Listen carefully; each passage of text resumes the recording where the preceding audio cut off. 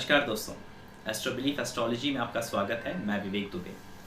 दोस्तों, आज का जो वीडियो है ये बेसिकली टाइटल आपने देख ही लिया होगा। एक्चुअली एक बहुत ही लॉजिकल क्वेश्चन लगा मुझे, जो कि मैंने कमेंट में पढ़ा कि सर इतने सारे ट्रांजिट हैं, हर एक ट्रांजिट कुछ अलग बात करता है। कुछ एक ट्रांजिट वही प्रोफेशन के लिए अच्छा बोल रहा है तो वो दूसरा ट्रांजिट उसके बारे में गलत बोल रहा है।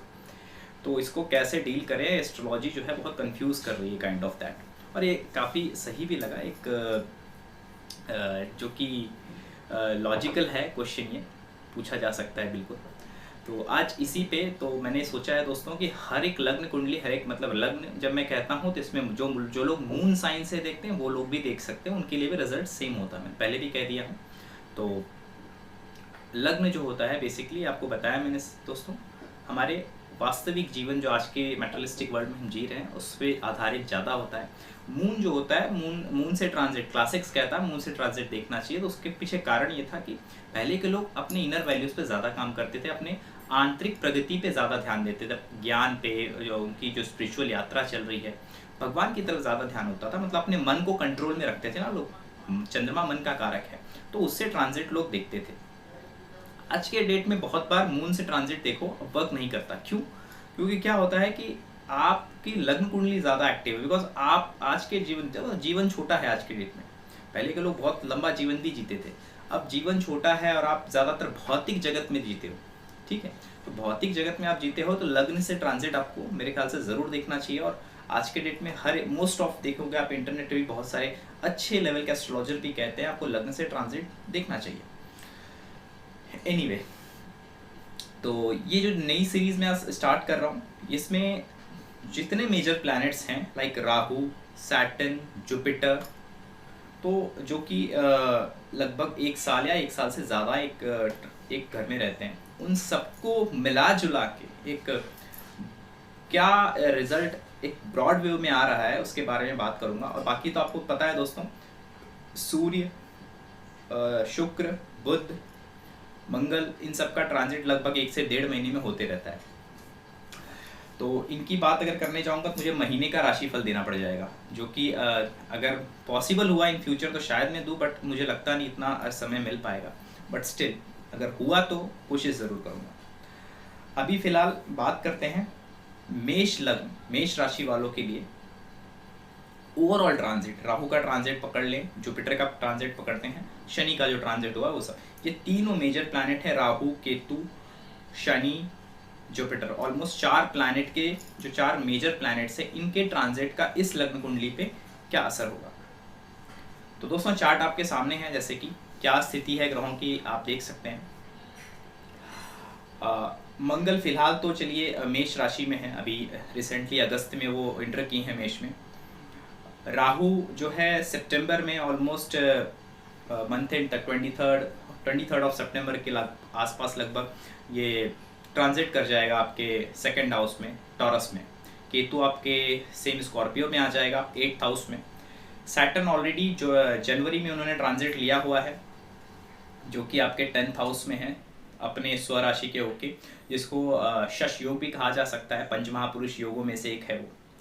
जुपिटर भाग्य भाव और 12th हाउस यानी कि 9th हाउस और 12th हाउस के जो लॉर्ड हैं जुपिटर, वो भी ट्रांजिट करेंगे ऑलमोस्ट नवंबर 21 को।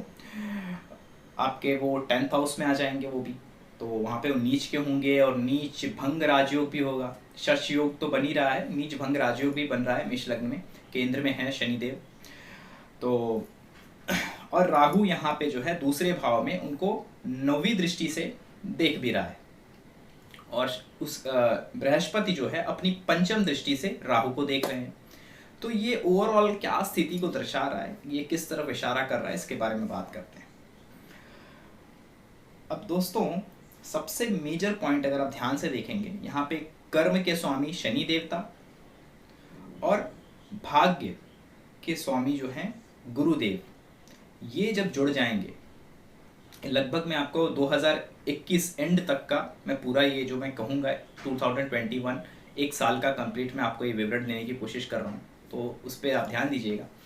तो ये देखिए, इसमें जो गुरुदेव हैं वो जुपिटर जो है वो 10th हाउस में है, आपके कर्म भाव पे कर्मेश के साथ, कर्म भाव के मालिक के साथ, जो कि नेचुरल कारका भी है सैटर्न, और साथ ही साथ इस कुंडली में वो खुद मालिक भी है, और 11th हाउस के भी स्वामी है, जो कि आपके हर तरह के लाभ यानी कि बेनिफिट्स का होता है 11th हाउस। जहाँ पे 11 नंबर लिखा है आपका वो 11th हाउस है ऑब्वियसली। तो बेनिफिट्स का है, जुपिटर यहाँ पे भाग्य भाव के स्वामी है, 9th लॉर्ड है, और 12th लॉर्ड जहाँ जो कि फॉरेन सेटलमेंट, लॉस और बहुत सारी चीज़ों को दर्शाता है। अब इसको कैसे देखें? राहु 2nd हाउस में है, जो कि फैमिली और वेल्थ का है, आपकी जीभा का, आपका ईटिंग हैबिट्स का है। 8th हाउस में केतु, जो कि सडननेस, मिस्ट्रीज, अंधकार और हिडन साइड ऑफ लाइफ, आयु और मृत्यु भाव जिसे कहते हैं, अष्टम भाव में केतु है। अब इसका क्या इफेक्ट आएगा? सबसे प्रोमिनेंट जो समझ में आ रहा है मार्स मेष लग्न वालों के लिए, आप बिकॉज ऑफ प्रोफेशनल और ऑफिशियल रीजन आपकी यात्रा हो सकती है, लंबी यात्रा हो सकती है। कोई आपको हो सकता है विदेश तक, विदेश यात्रा हो, या लॉन्ग टूर होने की बहुत ज़्यादा चांसेस है इस साल में। ठीक है, क्यों? क्योंकि फैमिली, आपको रीजंस बता रहा हूँ, फैमिली में राहु बैठे हुए हैं, फैमिली से दूर करते हैं, जो कि काटते हैं एक तरह से। शनि जो है कर्म भाव के स्वामी, कर्म भाव पे 9वें और 12वें का स्वामी कर्मेश से मिल गया है। जैसे मैंने कहा 9th house is a long travel, जहाँ पे 9 नंबर लिखा है, गुरुदेव उसके मूल त्रिकोण साइन है जुपिटर की। तो गुरु जो है कर्मेश के साथ बैठा हुआ है, जो कि दूर की यात्राओं को दर्शाता है, और 12वें घर का स्वामी भी है। 12वां घर जो आपको पता है, जो कि विदेश यात्रा हो गया, हॉस्पिटलाइजेशन, हर एक चीज़ को दर्शाता है। लेकिन फिलहाल यहाँ पे हमें ये समझना है, इस कुंडली में जो योग बन रहा है वो नीच भंग हो रहा है, तो एक तरह से पॉजिटिव रिजल्ट एक्सपेक्टेड है जुपिटर से। तो जुपिटर यहाँ पे कोई यात्रा दे सकते हैं बिकॉज ऑफ प्रोफेशन, और ऐसा भी हो सकता है कुछ अच्छे कर्म के लिए, कुछ मैं कहूँगा स्पिरिचुअल कार्य भी आप कर सकते हो, क्योंकि जुपिटर है और कर्म के साथ मिला हुआ है। स्पिरिचुअल कार्य यानी कि समथिंग रिलेटेड टू तीर्थ यात्रा, या फिर माता पिता के साथ आप शायद मंदिर वगैरह ऐसे कोई अच्छा टूर करें, ऐसा कुछ, ऐसे ये भी पॉसिबिलिटी को दिखाता है। यानी कि ये कहूँगा, अगर आप कहीं तीर्थ वगैरह जाने का सोच रहे हैं, तो ये साल अगर आपने प्लान बनाया, आपका मूड स्विंग हुआ, तो वो चीज़ हो जाएगी, ये समझ लीजिए। विदेश यात्रा अगर आपकी होगी तो हो सकता है थोड़ा सा डिस्टर्बेंस आए, क्योंकि शनि की तीसरी दृष्टि जो है वो 12वें भाव पे पड़ रही है। तो विदेश यात्रा जाना तो होगा, लेकिन कहीं ना कहीं थोड़ी सी रुकावट के साथ होगा, और वहाँ जाने के बाद आपको बेनिफिट भी हो। बेनिफिट इसलिए हो क्योंकि शनि जो है वो खुद 11वें भाव के स्वामी, फल कारक, फल देने वाले भी वही हैं। तो यहाँ पे तो लाभेश कर्मेश के साथ भाग्य बैठा हुआ है, तो हर एक मामले में प्रोफेशन, करियर और मैं कह सकता हूँ डेजिग्नेशन, इन सब मायनों में आपका जो चीज़ें हैं अच्छी। अभी खराब थोड़ा सा कहाँ पे हो सकता है? अभी जो मंगल का ट्रांजिट है, मंगल आपके लग्न में बैठे हुए हैं, मंगल लग्न में बैठे हुए हैं और सप्तम भाव को देख रहे हैं। शनि 10वें भाव में बैठ के सप्तम भाव को, यानी 2 मैलेफिक प्लैनेट्स इस वक्त 7th हाउस को देख रहे हैं। यानी कि अभी अगस्त से लेके लगभग मैं कहूँगा फरवरी तक, बीच में मंगल जब पाइसेस में चले जाएंगे, वो टाइम पीरियड को छोड़ दीजिएगा, यानी कि लगभग 5 तारीख को ऑलमोस्ट वो आई थिंक पाइसेस में वापस चले जाएंगे। उसके बाद रेट्रो वगैरह भी होंगे वो। तो फिलहाल ऐसा समझ के चलिए कि मंगल जो है, मंगल की दृष्टि सप्तम भाव पे पड़ रही है, शनि की, यानी 2 मैलेफिक प्लैनेट्स जो हैं आपके 7th हाउस को देख रहे हैं। तो कहीं ना कहीं पार्टनरशिप, चाहे वो प्रोफेशनल पार्टनरशिप हो, चाहे वो मैरिड लाइफ हो, उसको वो थोड़ा सा अफेक्ट कर सकते हैं इन रॉन्ग वे। ठीक है, कुछ झगड़े, कुछ परेशानी, कुछ झिकझिक, ऐसी चीज़ों को लेके हो सकती है, खास करके फरवरी तक। अब राहु जो है वो 10वें भाव को देख रहा है, 10वें भाव पे राहु की दृष्टि है, तो ये और प्रोमिनेंट दिखाता है कि परिवार से शायद कहीं दूर जाना पड़े, कुछ कहीं ना कहीं आपको ट्रेवलिंग करनी पड़े। ये और श्योरिटी देता है राहु का वहाँ पे होना। राहु का दूसरे भाव में होना परिवार के लिए, वेल्थ के लिए अच्छा नहीं है। कुछ ना कुछ डिस्टर्बेंस, मिसअंडरस्टैंडिंग, ऐसी चीज़ों को कराएगा। और आपको आपके खान पान पे ध्यान रखना है यहाँ पे, यानी कि समथिंग रिलेटेड टू, यानी कि फूड, यानी कि अगर आपकी फूड हैबिट अच्छी नहीं है तो उसे अच्छी रखें, बिकॉज ऑफ दैट आपको प्रॉब्लम हो सकती है। यानी कि आपको मैं ये कहना चाहता हूँ कि ये दूसरे भाव में राहु देवता बैठ के 6वें पे दृष्टि दे रहे हैं। वहीं नहीं, because of your eating you आपको इल हेल्थ यानी कि आपकी तबीयत पे बन सकती है, ये मैं बता रहा हूँ, ठीक है। अब जिसका भी मंगल, जिन भी भाई लोग का मंगल जो है 6वें में है या 8वें में है, उनके लिए टाइम थोड़ा सा डिफिकल्ट हो सकता है in terms of health, in terms of social image, ठीक है। तो ये थोड़ा सा उनके लिए क्रिटिकल टफ टाइम हो सकता है। अब शनि के हिसाब से बता दो, जिनका भी शनि पंचम भाव में होगा, हो सकता है उनको ट्रांसफर करना पड़े या फिर कोई जॉब में बदलाव या जॉब चेंज की नौबत आ सकती है। सेम जिसका शनि 8th हाउस में है उसके लिए भी ये कंडीशन लागू होती है।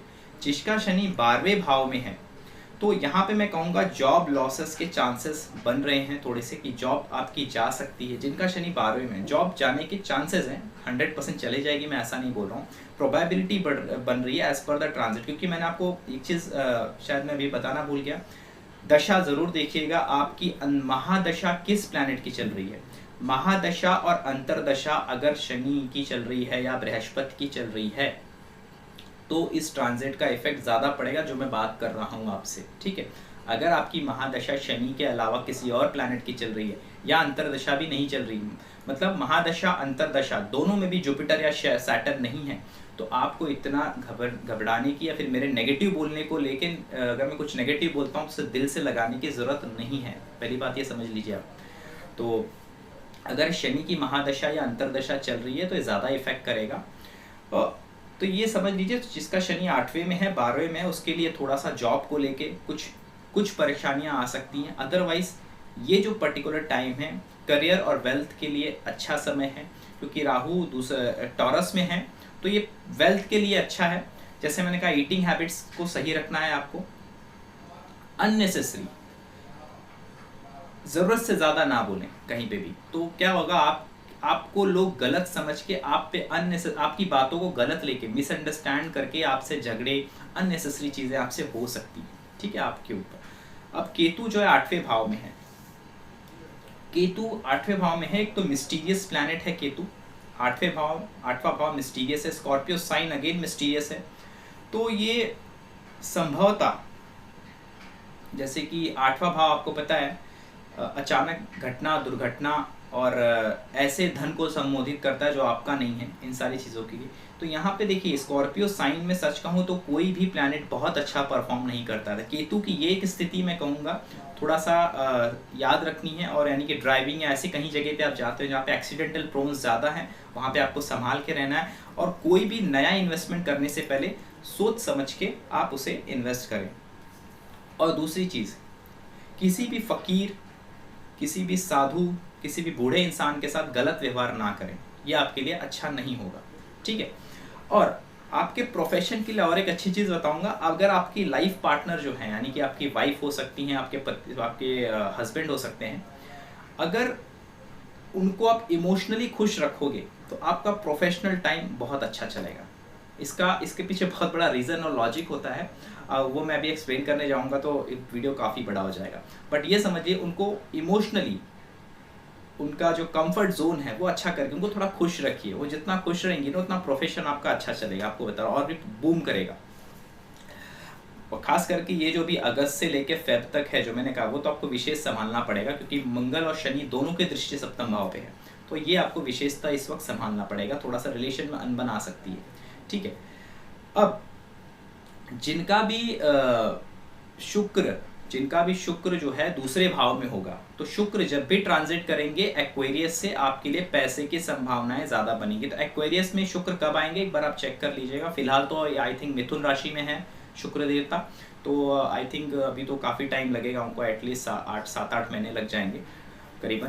तो वो आपके जब 11th हाउस में आएंगे तो अगेन आपको पैसे मिलेंगे। इवन 10th हाउस शनि के ऊपर से जब शुक्र का ट्रांजिट होगा तो भी अच्छा पैसा आने का संभावना रहेगा। तो शुक्र के ट्रांजिट पे नज़र रखिए, जब भी वो जब मतलब कैप्रिकॉन और एक्वेरियस से जब भी शुक्र देवता ट्रांजिट करेंगे, आपके लिए कुछ एक्स्ट्रा इनकम, कुछ सडन एक बूस्ट काइंड ऑफ आपको चांसेस मिलेंगे बहुत ज़्यादा, जिससे आपको पता ना कि आपका जो मंथली इनकम सपोज एग्जांपल के तौर पे 1 लाख रुपए है, तो हो सकता है वो क्योंकि शुक्र एक राशि में करीबन ज़्यादा 1 महीने के करीब 27-28 दिन के ज़्यादा नहीं रहते, तो शुक्र ये 27-28 दिन जो है, यानी कि ये दोनों राशि को अगर हम जोड़े तो करीबन हो जाता है लगभग ये एक से 1.5 महीने का ये टाइम बन जाता है। तो ये 1 से 1.5 महीने में कुछ अच्छा बूम आ सकता है पैसे का आपके, यानी कि थोड़ी इनकम जो है आपकी, जैसे मैंने कहा 1 लाख है तो हो सकता है 1.5 लाख या कुछ अच्छा इनकम आपका बढ़ सकता है वहाँ पे। ये जो टाइम पीरियड होगा अच्छा होगा आपके लिए, जब शुक्र का ट्रांजिट सैटर्न के ऊपर से यानी कैप्रिकॉन साइन से होगा और एक्वेरियस साइन से होगा। ठीक है, तो शुक्र को ध्यान दीजिएगा। और ओवरऑल ये जो टाइम पीरियड है एरीज के लिए इन ब्रॉड वे अगर देखा जाए तो प्रोफेशनल लाइफ पे जितना हो सकता है मेहनत करिए, अच्छा टाइम है आपको। Rising, professional rising, professional income rising इस वक्त हो सकती है। खास करके जुपिटर अप्रैल 6 को, 6 अप्रैल से लेके सितंबर 15 2021 की मैं बात कर रहा हूँ। ये जो टाइम पीरियड रहेगा, जुपिटर आपके 11th हाउस में जाएंगे, जहाँ पे 11 नंबर लिखा है एक्वेरियस साइन में बृहस्पति देवता जाएंगे, यानी कि भाग्य का मालिक लाभ में जाके बैठ जाएगा। तो ये टाइम बहुत अच्छा रहेगा आपके लिए, अगेन इनकम के लिए और हर एक चीज़ों के लिए ये बेहतर समय रहेगा।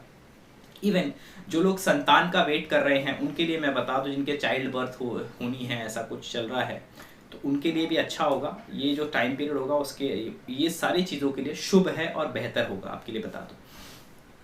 तो ये ओवरऑल मोटा मोटा ट्रांजिट का ये एक है कि आपको आपके लिए बेस्ट टाइम है प्रोफेशन के लिए।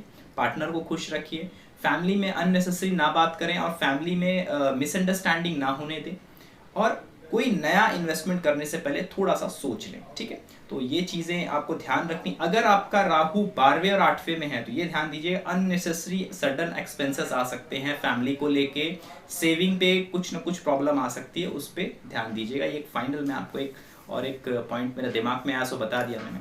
तो आशा करता हूँ दोस्तों ये वीडियो आपको अच्छा लगा। तो बाकी के लग्न पे भी वीडियोज़ में अपफ्रंटली डालता जाऊँगा।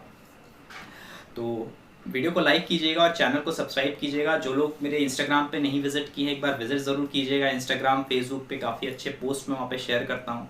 तो क्या है, अगर आपको थोड़ा भी एस्ट्रोलॉजिकल नॉलेज या ऑकल्ट साइंस में इंटरेस्ट है तो आपको ज़रूर मेरे पेज पे एक बार विजिट करना चाहिए। तो दोस्तों चलता हूँ, आज के लिए इतना ही।